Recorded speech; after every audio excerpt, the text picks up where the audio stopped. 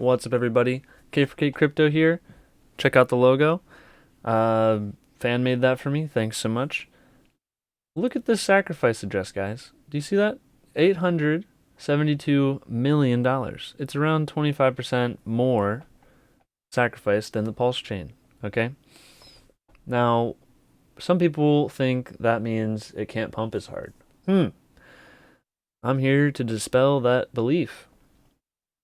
If more people are invested in something, that means there's more people to talk about it. That means more people are going to know about it sooner and faster, as those more people that they've told turns into more people they've told. And a lot of these people are going to find out after the sacrifice has already started.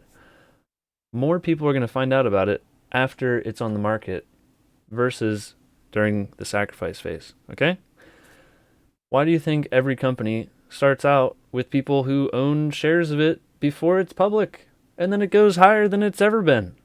It's not, oh, people already owned it before, who's going to pay more for it? Oh, literally everyone in the world, okay? Literally anyone will buy higher than people who bought in the sacrifice phase. This this is not this is I don't know why people are so hung up on this. Market cap does not matter. There's no limit to how high this price can go. We have infinite price appreciation potential in a world where they can print the money, trillions of dollars, every year. Okay? Where do you think those dollars are going to go? Anywhere that there's actually scarce resources, like a crypto, where it's not being inflated and diluting everyone who holds it. So PulseX actually buys itself on the decentralized exchange. It gathers up 21% of every fee on the platform between like tens of thousands of pairs. And even more pairs than any other DEX in the world. So trying to go up against something that with just like $1 billion of volume, which is easily doable, that's like medium of the road, middle of the road, that is $600,000 of buy pressure a day. Market buy. Market. It just goes in, does not care what the price is, okay? This is like a whale who has money coming in every day, and they just go, PulseX? Market buy. Oh, back to sleep. I'm going to buy PulseX today. Boop, back to sleep. Buy PulseX. That's what they do. Imagine that every day. And not only that, as the system grows, as we get more users, as we get more adoption, which we've seen like an 8x in DEX volume growth over the past year or so. So if we see that growth continue, that buy pressure just increases. It doesn't like have a cap. It's not like, this is getting too ridiculous. This is buying too much of the supply up, and the price is just too high, so we're gonna stop buying. No, it will just keep buying.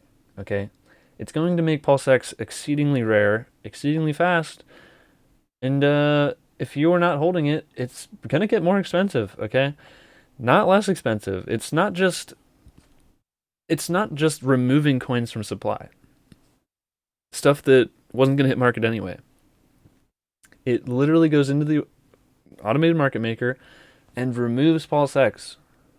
Okay? It raises the price of PulseX significantly when it does that. It's just market buying, okay? And we're going to see low liquidity, most likely, lower in a good way, because the price can actually move up when there's lower liquidity in something. There's less of it to block the path of the appreciation. Because if you have infinite liquidity, then whenever you buy or sell, the price doesn't move at all. So you don't want really, really, really high liquidity, okay? You don't need to sell $1 billion at once, do you? You maybe need $1 million. You can do that with maybe a 1% or 2% slippage. It's kind of like how Hex is. So let's talk about Pulsechain a little bit and its liquidity. It's going to be interesting because I don't know how well Pulse is going to do compared to PulseX. Whenever Pulse, everyone knows about the AMM fixer bot. It goes through, it buys up It mints more pulse supply, pretty large amount, like 2.5% of the supply, total supply. It goes and mints that to make, like it buys up the PRC20s in 0x, UniV3, UniV2, and SushiSwap, and then it combines them all, mints even more pulse, and puts it into the PulseX DEX. Okay, so after it's done that, now there's all this pulse in tons and tons and tons of pairs. Every pair that was ETH on Ethereum is now a pulse pair and has tons of pulse in there. Like huge amounts of supply. Like 25% of this total supply here is going to be, well, actually, now that it's so high, maybe it's like 20%. So like 20% of the supply here is going to be in the AMMs. So that's pretty liquid. Like that's going to be super liquid pulse going on. And that just makes it hard for the price to go up, you know? When we already know that lots of liquidity isn't good for price. And so whenever Pulse has this, it's not locked liquidity because that fixer bot can it can remove as much as it wants anytime. It can no expectations. So maybe it'll do something smart because other people are going to pile into a lot of these pairs to get potential of that inflation token that comes out. That PulseX holders get to vote on which pairs get it and how much.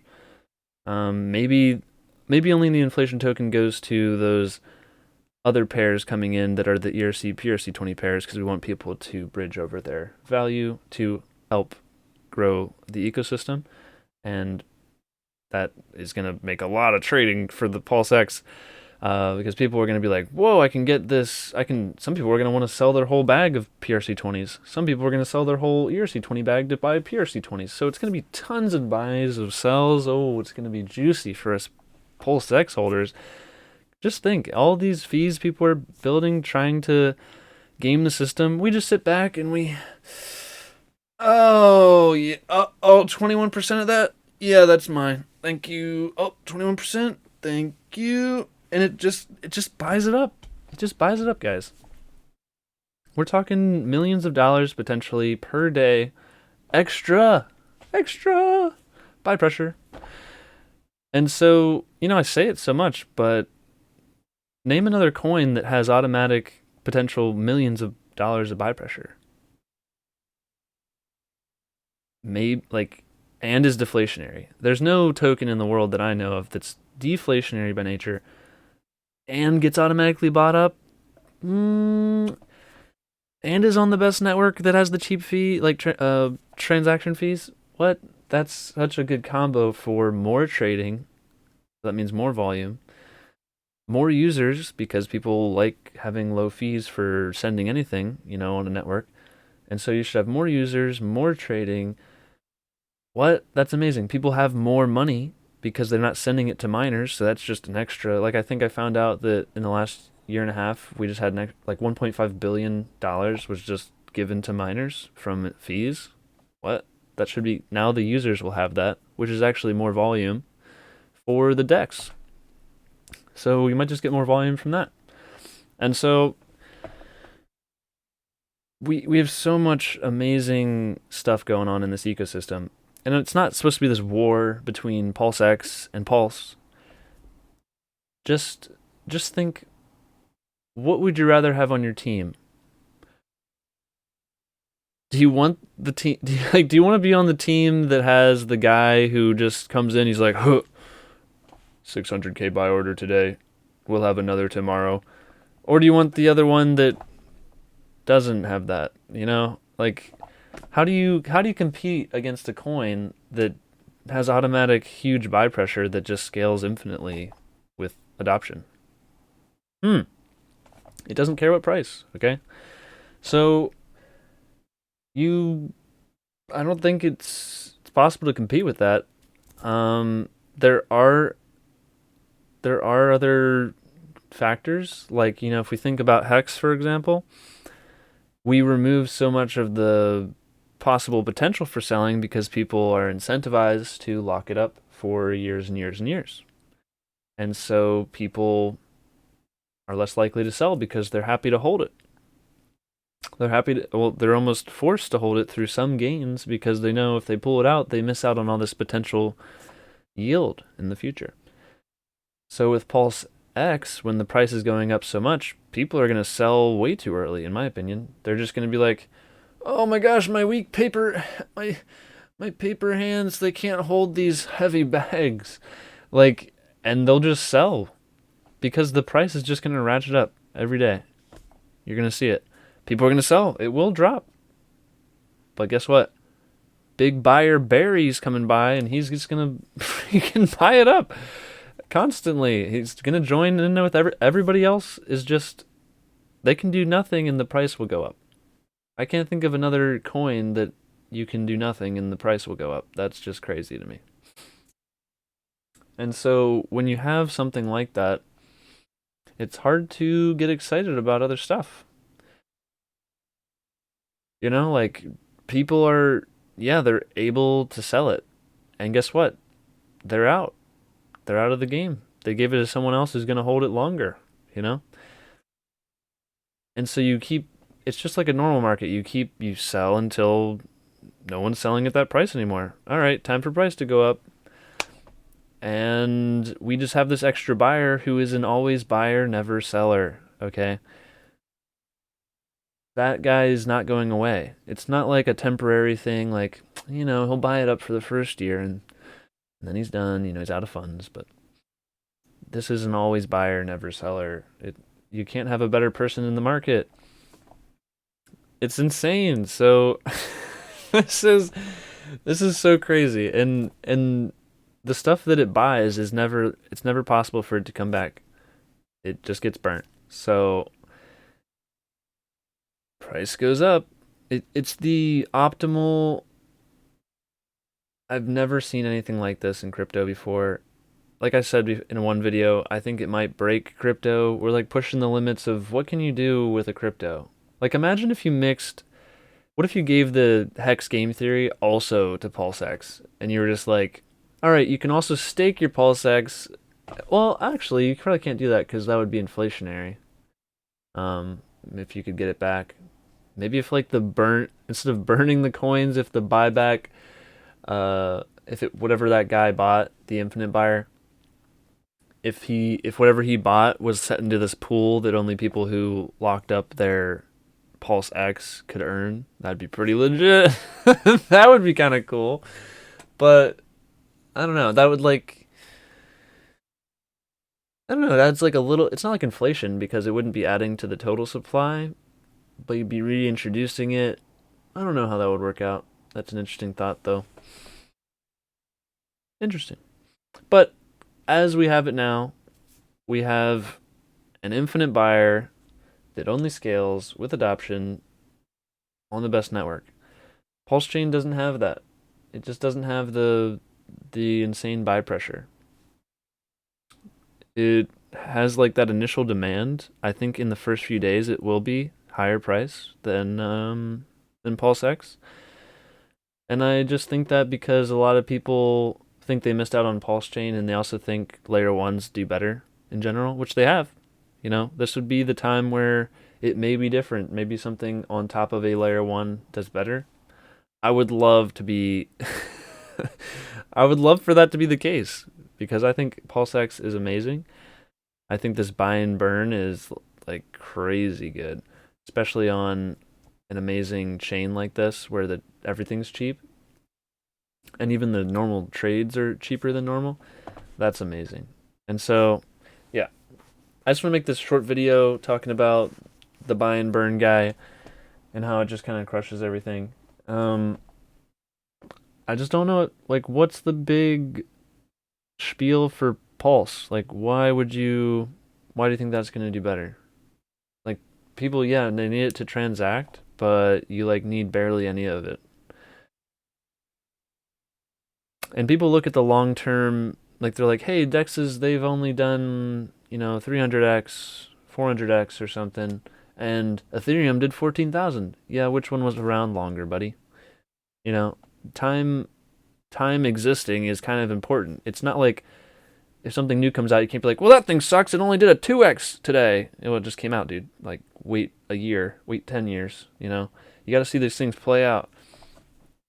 And we know decentralized trading is like huge. Like these centralized exchanges they're going to get wrecked.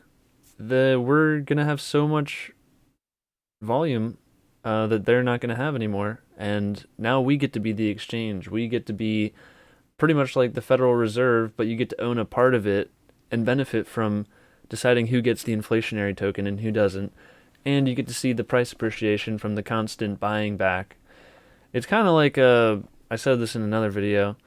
It's kind of like the stock market. If everyone buying any other stock had a fee on it, which they do, stock market. If no matter what they bought, part of that fee just got funneled into only buying Apple stock, how well do you think Apple stock's going to do? It's going to crush everything. It's like nothing else can compete with something that just gets constantly bought up by any interaction with anything else in the ecosystem. I don't know how. I mean, I would love for someone to be like, yo, dude, this is why Pulsechain will beat PulseX, but I haven't seen it. The only thing I've heard is Pulsechain is a layer 1, and layer 1s have done better than the DEXs so far. So, but I've never seen a DEX token that's deflationary. And guys, the buy and burn. It's the biggest we've ever seen on any DEX token. So that's huge. That's huge. Especially whenever we're going to have insane liquidity and more pairs than anything else before. That's more trading, more volume, more amazing. And yeah, I think that's going to crush it. I hope this video isn't too long for people. I tried to make a little shorter one as opposed to like I just made an hour-long other one that is like the macro overview for all these things in the ecosystem. So if you want to check that out, it might be at the end of this video or just check my channel. Don't forget to subscribe. Go down and subscribe and hit the like button and hit the bell. Click all. The bell's over here. It's over here. All right. And yeah, check out the Telegram, but it's only for people who are thinking about game theory stuff. Anyway, thanks for watching, guys.